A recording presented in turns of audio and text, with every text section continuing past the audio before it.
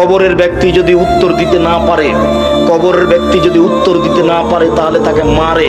আল্লাহ রাসূল বলছেন ইয়াজরিবু জারবাতান, এমন মার দেই, মায়ের কারণে এসে হোসায় হাতান, সে বাপরে মারে করে চিৎকার করে ইসমা মা বাইনাল মাশরিক ওয়াল মাগরিব ইল্লা সাকালান, সারা পৃথিবীর জীবজন্তু কীট পতঙ্গ পদার্থ জড় পদার্থ সব তার বাপরে মারে করে চিৎকার শুনতে পাচ্ছে, মানুষ এবং জিন শুনতে পায় না।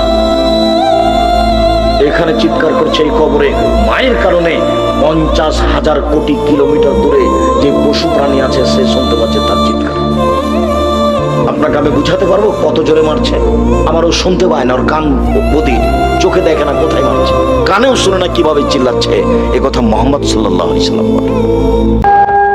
সুখের বেলায় অনেকেই মিলে, দুঃখ পেরেশানিতে কেউ মিলে না, কেউ মিলে না। অসুস্থতা বারবার আসে, মৃত্যু বারবার আসে না। মরণ একবারই আসে, সে আর ফিরায় দেন। মাথা ব্যথা পেট ব্যথা বারবার হইতে পারে, সেটা আবার চলেও যাইতে পারে। তো মরণ বারবার আসে না, আর মরণ কাউকে ফেরত দেয় না। ব্লাড খুব প্রেশিয়াস জিনিস, এটা যেখানে সেখানে দিতে হয় না। ব্লাড খুব প্রেশিয়াস একটা আমানত আল্লাহ পাকের, এটা যেখানে সেখানে দিতে হয় না।